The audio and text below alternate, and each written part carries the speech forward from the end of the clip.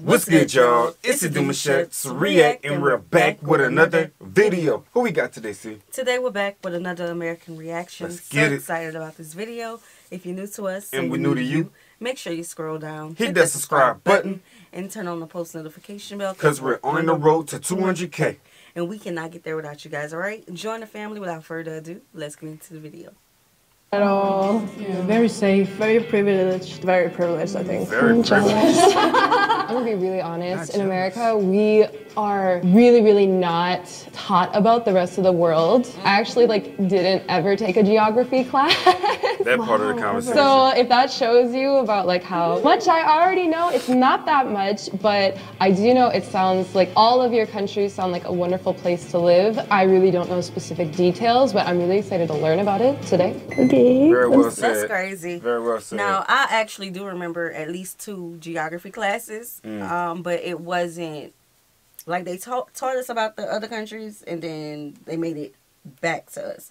Like it'll be like 1 week or maybe a couple weeks of the other countries, but everything else, America. I think for me it was more so of reading the different prompts that they would have, and certain countries would be involved in it, and then you get a little small understanding on what's happening between the relationship. Right. But that wasn't the core of the whole paragraph. At all. It was just a little piece of and they were but here we are doing this, y'all. That's what we focus on. Right, so we could know location. Location-wise, because of the relationship and traveling and this and the third. And yeah. What I do wish that we would have learned more of is what, the government agencies, our relationship to each country. When we went through World War I, World War II, we knew about that. We knew all the allies and, all that. But present day, I wish we did. I wish we focused on that would be present dope. day. Yeah, just to up the curriculum and have them have a real understanding of today's time, 2024 type of relationship. Yeah. Because for the kids today. Yeah, for the kids, I understand. Yeah. But what's interesting is that we say that, but now us as parents, we make sure our children know what's going on. The news show that we watch with the kids, and they know what's going on in the UK and New Zealand and all that. And I'm I wish I knew what that was. Space and everything with NASA, how they got their stuff going on. Oh, NASA, Lord. The zoos and how animals be getting loose and how they take care of everything. It's this little program we get our kids to watch covers a lot. It really more than what they do in mornings for other schools and stuff. Yeah, and it's just 15 minutes of them knowing what's going on around the world. And it's real impactful a lot. It is. Scared? Oh my god. I'm so tired. They never serve. I was just talking about. The comment is, I have Swedish friends and they never serve food to guests. It happens. I will admit, it does happen. But I think the people who do that are bad people. And for example, my family doesn't do that. Most people I they don't do that. And so for me, I just think that the people who did that to me when I was a child as well, I also thought that was really rude. And usually it was the parents were a bit weird, I think. I was gonna ask, is there hold on, pause, bro. Shout out to her, because even though they're talking about her country, she's not being a yes man towards it. You feel me? She's going against the grain. You gotta respect that, because some people not gonna agree with everything just because it's in the culture. So. Yeah, because that is foreign to us when we first heard that. Because at our families, they usually have food on the stove before you even get there so that they can serve you food if you're hungry. Putting the plate in your hand when you walk in. Yeah. Any reason why you wouldn't serve food to a guest? For me, when it happened, those times where I didn't think about it was mainly because I would go home and eat with my family instead. So they're thinking, oh, you should eat with your family, because if you eat with another one, that I'm rude to my parents a little bit, maybe. Okay, that makes sense. But also Swedish people would give fika, which is another thing, which is not dinner, but they would, if you come over around any time that's not dinner or lunch, they would give you pastry or coffee. And this is a huge culture that I think this is misinterpreting a lot. That people are missing out. Let's say not a dinner guest, not a lunch guest, some awkward time in between. They're at your house at 3, 4 p.m. Just you in general, would you give them a little snack or drink or something? I feel 3, 4 is not a random time, because that's coffee time. It's what? Coffee time. Okay. It's so that would be drinks and pastries from the bakery. Bring some pastries and cut them up and share. Like that would be like, same. and I feel like having that around 3-4 is very very normal. If you eat or want to eat at somebody's house or want to have somebody over for food, you just say like, hey, let's have dinner or let's have lunch. I would say outside of a cup of coffee or like some water, basic like drink, like cola or something like that. At least when I was growing up, we didn't really give food to guests. Like it wasn't like a thing you would feel like you had to do. I feel like we always offer coffee. If you come over to our house, we always, do you want a cup of coffee? And we would always, at least in our house, we would always have like this, like some pastry just for guests, just for like uninvited and like not planned guests. Like if I wanted to eat something from that, my mom would be like, absolutely not, that's for guests. What guests? If someone comes over. Have you ever heard about this stereotype, I guess, before? But it's kind of the same in Denmark, I think so. Yeah. I've never heard of it. I never heard about, not specifically about Sweden. I think it has also to do with parents being very much aware about what their children eat. And you know, some parents, especially in Scandinavia, they're really much aware of, do they just want to be vegetarians or do they want to like, I think it has to do with something like this also. So yeah, we had heard that. We heard of this stereotype because we was explaining to y'all that if we had children over to the house, we wouldn't send them home to go eat. We'll feed them as if they're our own. We'll feed them full plate dish meal, but I'm hearing that you guys wouldn't do that. Y'all send them home because it's best that they will eat with their family instead of the family that they just been invited to. Right. You know? I wonder if it has to do with something like I don't really want to say the word, but you know, one of the wars. Because of the older generations, you know, and people had to ration food and things like that. That can be factual. I wonder if it was passed down from that. Yeah. Y'all let us know. Was it like portion sizes? Because I know some people with dinner, they'd be like, oh, we portionated it for 4 people, so we can't fit another. But then sometimes I'm thinking, well, if they're over, you can reportion it. It really depends on the person that is the answer. But most people do not do that. And if my grandma knew, oof, she would get so mad. I feel like that whole comment about like Swedish people not giving food to the guests was really blown out of proportion. Definitely. And it was not just us, to be honest. There are only trees in Finland. Have you guys heard about this? There's also lakes. True.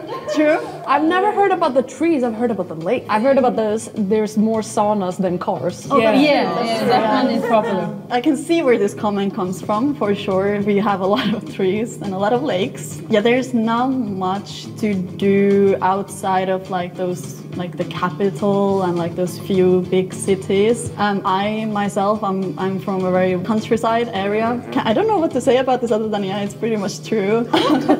What are some popular hobbies for Finnish people? Drink. Okay, you know what? I can't argue with that. Sauna, obviously, just hang out with friends, and what teenagers usually do, because most of the people have cars when they turn 18, or they get a car or buy a car. Because of that, we don't have the same type of like public transportation, like subways and stuff like that, because it's very long distances. I mean, we have buses, but for example, if I wanted to go to a school by a bus and I missed the bus, the next one came in like 40 minutes. It's really similar to America. Yeah. I feel like because of the weather and it's so dark and there's not that much to do, it is quite depressive. So that's why also we drink a lot of alcohol. I literally feel like you could be talking about Iceland. I feel like you could be talking about Sweden too. What the difference is, except Iceland, is that we have also very little population. So we only have like 5.5 million people, and the country. Sorry, hold on. But the country is big. Like compared to Iceland, our country is very big, and we only have 5.5 million people. Like I said, I wasn't super versed in anybody's countries today, but yeah, I didn't know what would be famous in Finland, but the saunas does not surprise me at all. I've heard some crazy stories, like sauna stories, about going to Finland. But other than that, you know what? Who cares if there's only trees? You can climb a tree. You can chop it down. You can hug it. We make a lot of money off our trees, so Yeah, there you go. What's wrong with trees? and it's good for the air, the environment, you know. Okay, so the next comment says, I'm Norwegian and I cannot trust the weather forecast. Have you heard this one before? I heard this. Yeah, in Iceland we say the same. Honestly, I think you can't trust weather forecast at all, anywhere.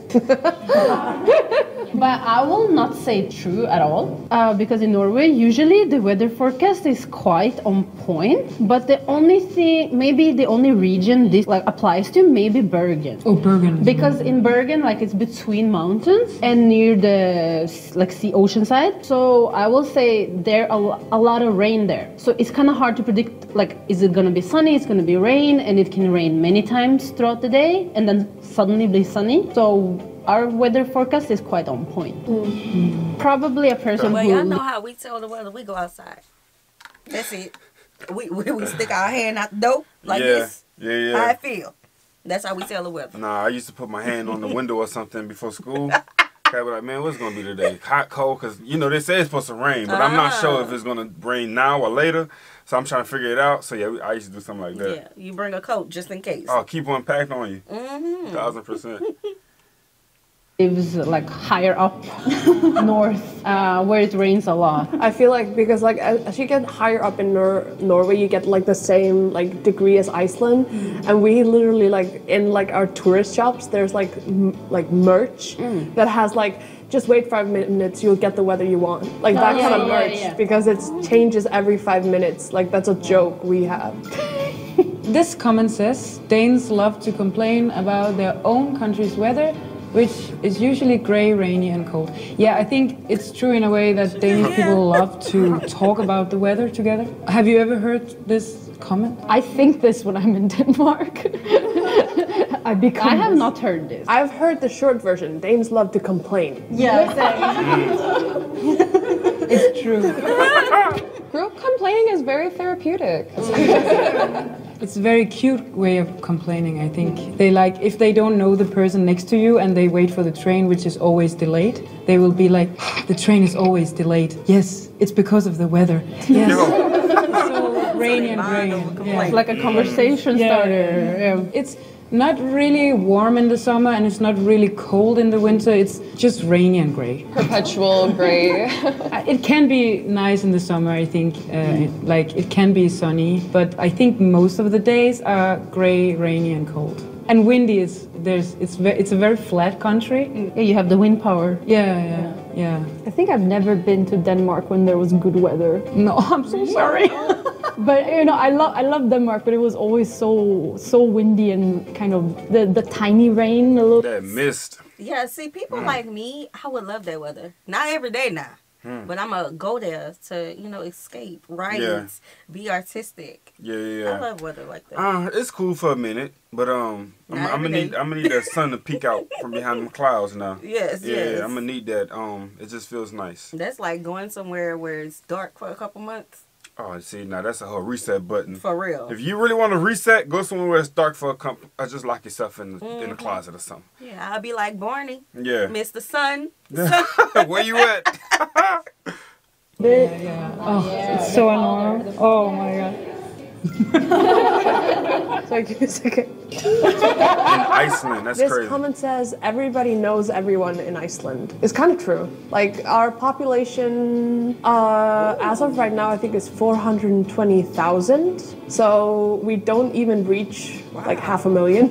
And out of those 420,000, I think it's about between 10 and 15% that are immigrants. So like there's a very small population, so it's very easy for everybody to know everyone. And even like earlier, one of you, I don't remember which one of you asked me, but about the app. Yeah. And there's this like meme going around on like the internet that has been going on for years that everybody has to check before going on a date if they're related or not. But everybody in Iceland is related like in the 7th link usually, but we think like if it's the 4th or farther away, then it's okay. Like that.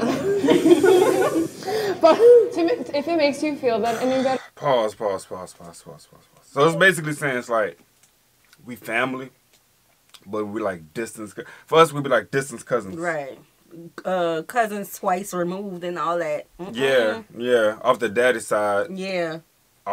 It's like, so basically saying if they do their research, they can like find a match. Right. Like I know a cousin on that is my mama's side who's married to a cousin on my daddy's side, and I'm like, that's too close. That's why I laugh. Cousin on both sides. Because to be familiar with everybody in Iceland, it's like a city to us. Yeah. You know what I'm saying? A small city, you know everybody. Probably your people out there, most likely. Don't go date nobody out there. That's crazy. Small town. No, I could be wrong. I could be wrong, but I'm pretty sure in America they say as long as you're more than second cousins. Yeah, that's what they say. Yeah. I think that's the rule. I think so. That's what they say. Since I was born, I could be wrong, but it's like it was under 300,000. So since I was born, our population has basically doubled. As Americans, we usually judge if you're from like a big town or a small town by how many people you had in like your graduating class. So like your last year of high school, how many people were in your class? So in like when I was like finishing elementary school when I was like 16, 23 kids in my class, and when I graduated like high school or what would be college for you, that was like one of the biggest schools in the capital, and I think we were maybe 40. Wow. You don't mean for the whole country, do you? No, in that school. Yeah, exactly. Because I was like, I thought that's what you meant. We're the most in the capital though. Okay, so she said when they were graduating. I just got it in my head. Never mind. But that is small. That is very small. That is tiny. Y'all. No, but you gotta realize like we have our capital doesn't even like make the requirements to be called a city. Because our capital only has like 120,000 people. So it's technically considered a town. So you said like around 40, right? Yeah. I think I graduated with like, and I went to like a middle-sized amount of people school. I would say I graduated with like at least 300 other kids. So that's like insane to me. When I graduated from, Okay, so I graduated in a small town because I got displaced. And our class was about, I would say between 200 to 260. I was going to say ours was over 200. Yeah, it was right there. But now the same school, I looked at their students or whatever, and it's like 100. Yeah. I think we just stopped having babies. Either that or people started moving out. Yeah. Moving around and stuff. Well, no, when I looked at all the classes is small compared to us. Yeah. In that area. And you talking about our generation, like our babies. It wouldn't even be our babies. It'd be like the ones in the middle. Yeah. Yeah. Well, they probably could have moved too, you know? All the schools are small compared to about 15 years ago. Yeah, I'm giving you some slack here. Nah. I'm trying to give some slack. People stop having babies. Maybe. Went to university here, and like the amount of people graduating, like we had like I think we were graduating like 3,000 together, and that was a shock to me. This comment says, lack of sunlight in Nordic. What's sunlight? What is sunlight? But I have to say that because we live north, it's very dark in the winter and very light in the summer. You're the most southern, weren't you? Yeah, you're the most southern. But it's still longer than here. I feel like this comment is also like badly worded because like if this is from a person, they definitely went in the winter. There's 2 weeks in Iceland where the sun doesn't go down during the summer. Is there snow for all of you? Yeah. Okay. We have, the summer solstice is midsummer, and then you have Lucia, which is for the winter solstice. Yeah, we have this. So that would be like the darkest night where like there's basically no sun, or the lightest day where there is no night, basically. Yeah, like in summer it doesn't get dark at all. But there is the problems in such a long period of time during winter when there's basically no sunlight or very like lack of sunlight. Yeah, and I don't think no one ever mentioned before what type of activities do you guys do around these times? Because I think one person's like we stay indoors and then we all outside when the sun come out and we all mingling and whatnot. But what about when there isn't any sunlight? How much motion you guys are putting out there in the dark, you know? Right, because I don't know. No, I think it was a video. I forgot exactly where it was. It probably was Norway. We watched the video of like the day that the sun was going down or something like that. And she was taking ice baths. Remember? Like she went jumping the Okay, yeah, ice. I remember that video. Yeah. And then she would just close all her curtains in the house, but like there wasn't really no activities other than writing and things like that. So y'all let us know. Yeah. That you miss, like, you don't get enough vitamin D, and that like affects your mental, I heard fish oil mental a health. lot in Iceland, like. Oh yeah, we take lyse, which is like just like extracted from cod, which gives us the vitamins that we need. But also like seasonal depression is such a big problem. Same in Norway. Same in Denmark. Like I think like Iceland is considered like it's also really easy for us to get these kind of things because of our population is so low. But like we're considered like the most depressed country in the world. But usually that's because of seasonal depression. Oh, for sure, yeah. I've heard that, at least for Finland, I don't know if it's, I would assume it's same for all of Nordic countries, is that our food has a lot of added D vitamin because of that. Yeah, like added D vitamin milk. Yeah. That's like the most popular milk, plus D vitamins. I never thought about it, but yeah. So this comment says, Danish are always happy without alcohol. Norwegian are energetic with alcohol. And Finnish, alcohol, but still chill. I think there's something wrong with the Danish. Is that a spelling error? I think the out should have been away from this. Aren't Danish people happy? I feel like I always think Danish people are happy. We drink a lot in Denmark. Like, You're always drunk. like beer is cheaper than water. So I think this person that wrote this drink a lot of alcohol. So let's start first with Denmark. I guess this means like you are the party with or without alcohol. Are you always down to not be a clown, but you know, like just be happy and like, are you fun with or without alcohol? I think it depends on where you're from in Denmark, but Copenhagen people are called kind of the Americans in Scandinavia because I think we are more outgoing, but I would also say that we are still like kind of shy and alcohol helps a lot. Oh, okay. So yeah, we talk much more when we drink. How about for Norway? Are you like the Energizer buddy? Well, kind of. Like Norwegian people are like cold, and not that we're not shy. We just don't like to talk to people. Okay. Like we like our own space, so we always we don't want to interact. But when we drink, we become really energetic and really friendly and Then it become crazy. Yeah. So if I want to make Norwegian friends, I should ask them for drinks. Finland! What does that mean? Alcohol but still chill? Are you alcohol?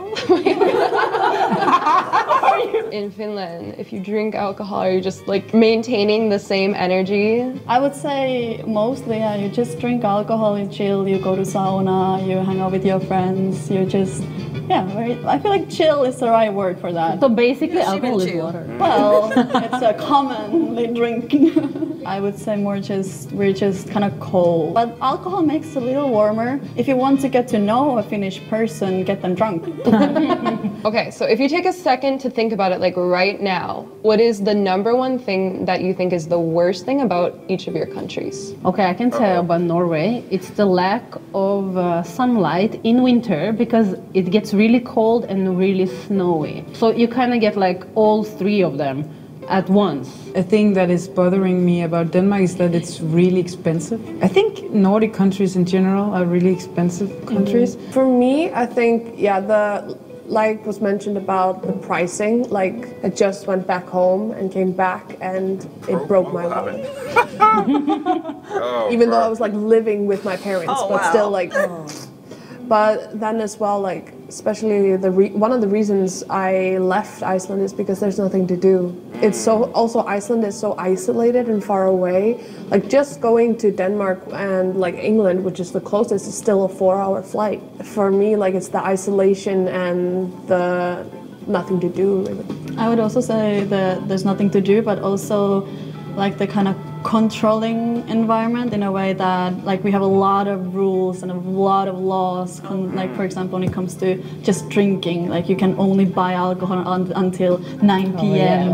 And like there's just so many rules that I mean it's a good thing too. There's a reason for it, but for me, in my 20s, I don't like it. No, I understand. I feel like everything everyone said is also correct for Sweden. But the first thing that I think of that I really hate is also the weather. But I'm thinking about that specific, I call it a season because it comes between winter and spring. And I call it slush season. It goes